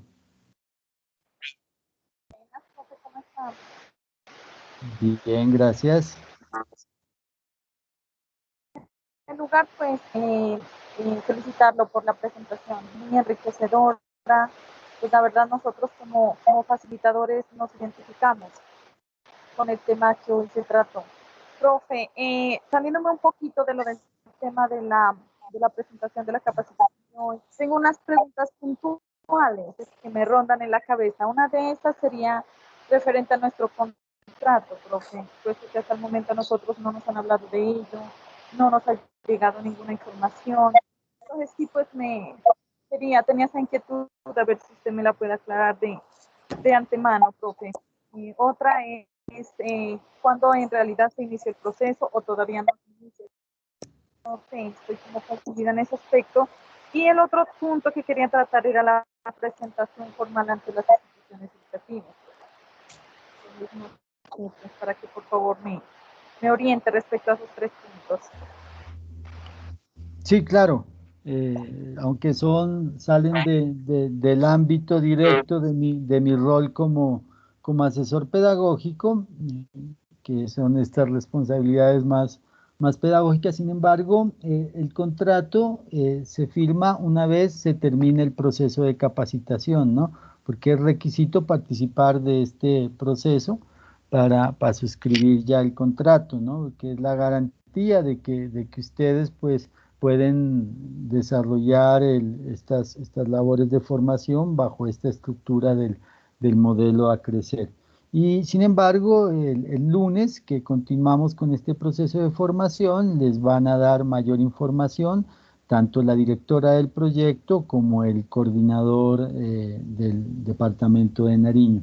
En cuanto al inicio, nosotros esperamos poder iniciar los primeros días de diciembre, ya con el contacto con los participantes, y esa presentación formal pues la tendremos que empezar. Una vez que termine este proceso de formación de ustedes como facilitadores, iniciamos. Ya estamos en contactos con los rectores de instituciones educativas, estamos solicitándoles los documentos PI porque necesitamos hacerles una, entre comillas, resignificación a esos documentos para que incorporen el modelo a crecer en sus proyectos educativos institucionales, y una vez termine la fase de su formación, iniciamos con ese proceso de presentación.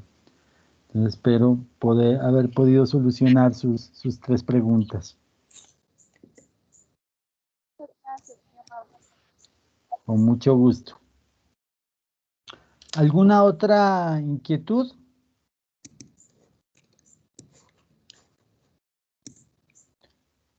No, profe, pues, como para finalizar y a manera de conclusión, pues ha sido muy claro, ¿no? Toda esa presentación que ha hecho, teniendo en cuenta pues esa comprensión de la alfabetización y la educación básica, pues para los jóvenes y adultos que por cualquier circunstancia pues no ingresaron al servicio educativo o desertaron prematuramente del mismo. Pues, pretender brindar esa información en competencias educacionales, empleando pues todo este tipo de estructura y de programas curriculares y metodologías ajustados pues a esas características propias del contexto, han sido muy claras. Y agradecer pues también la presencia de los facilitadores que en esta oportunidad nos acompañaron. Muchas gracias, profesor Juan Esteban. Entonces, muchas gracias también a ustedes por su buena disposición y atención, y entonces a través de los gestores locales, el día de mañana en la tarde posiblemente, les estaremos haciendo llegar la agenda de la próxima semana. En esta ocasión, sí grabamos el video, entonces